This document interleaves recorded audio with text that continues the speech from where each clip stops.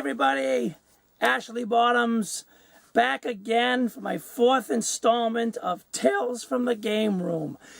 I want to thank all you wonderful people out there, especially the guys over at Atari Age in the Television Aquarius room, for watching the videos, encouraging me, and the praise I'm getting. I very much like it, and I need it, and it's appreciated. I love the fact that everyone's watching these videos. It just makes me make more of them. Anyway, by popular demand, I am going to review Dracula, which is on the screen now. Dracula is a 1 or 2 player game, depending on how you look at it.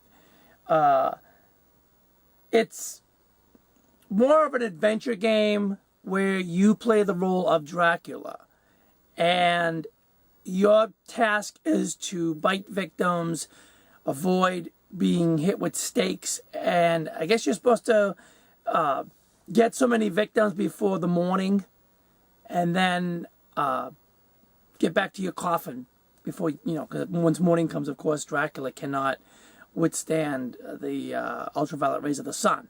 So, it was put out by iMagic back in 1982, 31 years ago. It's actually one of the funny games that are out there. It's not a scary game by any means. You'll actually probably laugh more than you will cringe. And it's actually playable. It's very fun. If you have a second player, it's definitely worth it. It's 2-player in the sense that if you bite a victim and you can turn them into a zombie. When you turn them into a zombie, you can have a second player use the other controller and go after the policeman who throws stakes at you. It's really ironic. When you're a bat, you have to watch out from being taken away by vultures. When you are Dracula, you need to watch out for the bobbies, the cops that are walking around. They'll throw wooden stakes at you. So it's very interesting. And of course, if you are in bad form, you can't knock on the doors to get people to come out. So there are some challenges. If you like funny games, you'll like this. If you're an Intellivision fan, you probably already do like this, as I do. And so, without further ado, let's get into Dracula. Alright, so we're going to begin the game. We're going to play a 1-player game. I'll put it on the easy level, and we'll start. Dracula comes out of his grave, and now you play as Dracula. The object is to bite victims. Here's a victim, you bite him. 50 points. That is done by pressing the lower left button on the controller. The lower right button will turn them into zombies, but we'll get that in a little bit later when we have to actually turn them into zombies. For now, we'll just concentrate on biting them. The top button will turn you into a bat, and then back into Dracula. The downside is if you're in bad form and you're in front of a building where there's eyes, nobody will come out. People aren't going to come outside if they see you, if they see you killing somebody or flying around as a bat. So if you kill somebody or fly as a bat, don't expect them to come to the front door. It means the level is over. I have to get back to the cemetery.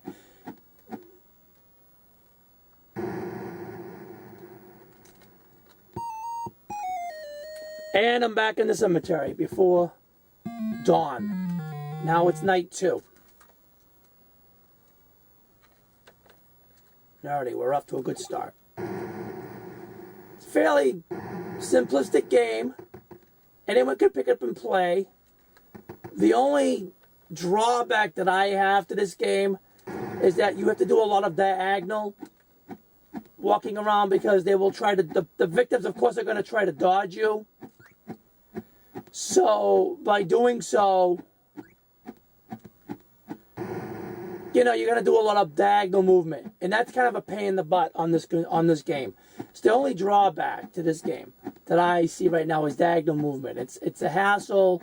I wish there was another way they could have incorporated it.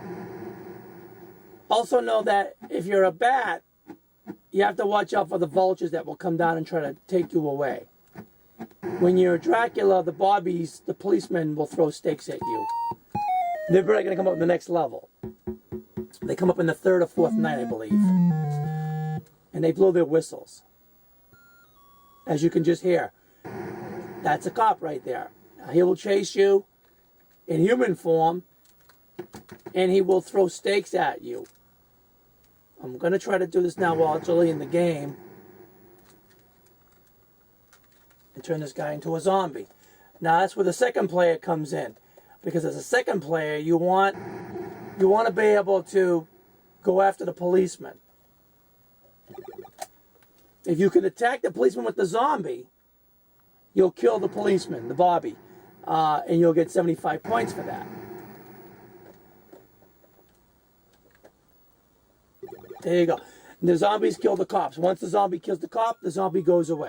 All right, now we're on night 6. Levels are definitely getting tougher. Definitely a challenge. Enemies are coming out much faster. I find that when I'm playing one player, although I like having the zombies, it's not easy using both controls. Another drawback. I wish there was a way that they could have incorporated putting the zombie as a one-player game.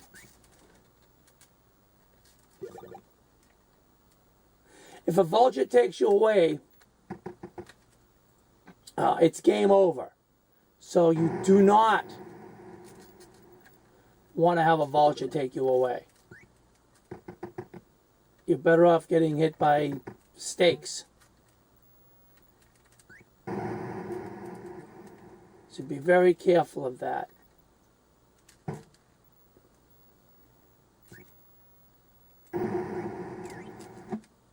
That was close. The wolf slows you down, unfortunately, which is not cool.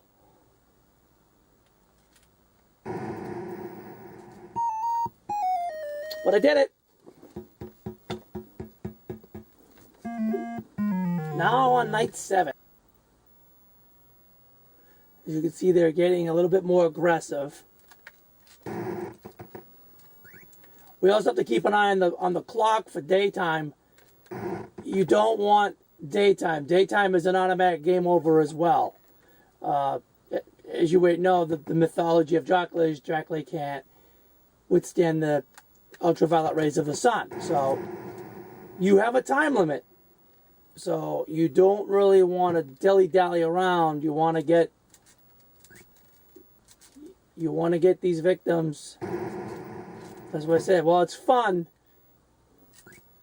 Using the second controller as a zombie actually eats up a lot of time.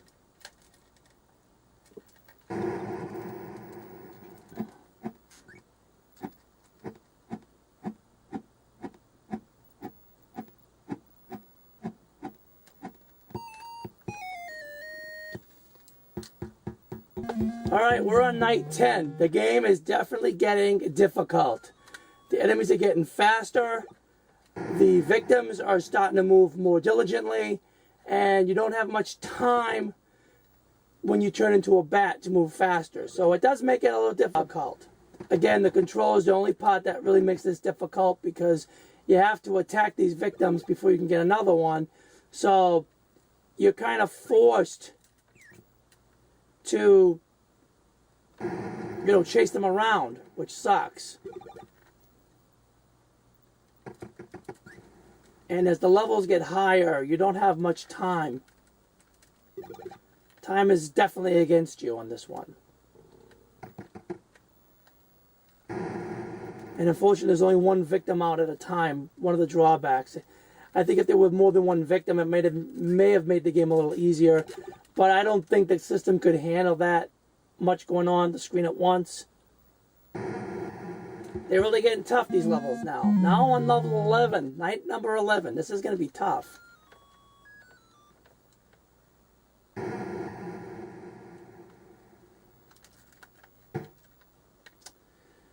So another thing I hate about this game is when you're trying to knock on the door, you end up getting hit by a stake. I didn't mean to turn him into a zombie. Let's see if I can go after this guy. Get some extra points out of it. There we go.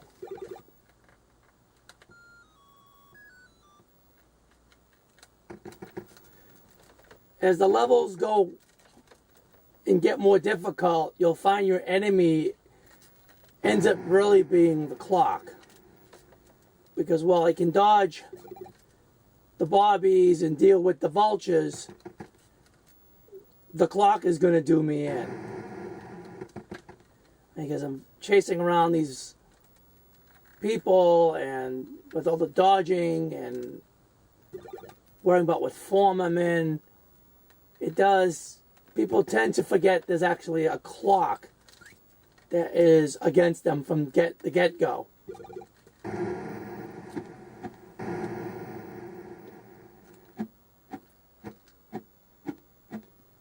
Oh, where's that cemetery? There it is. Can I make it? Oh, I just missed it. That's what I mean when I say the clock is against you. All right, well, night number 11, and the score is 8,750. Not too shabby considering I haven't played this in quite a while. A couple things I want to make note of. As I said before, this controller is, while the game is fun to play, this controller is particularly not really suitable for this game. You will find a lot of frustration playing this game, trying to control it.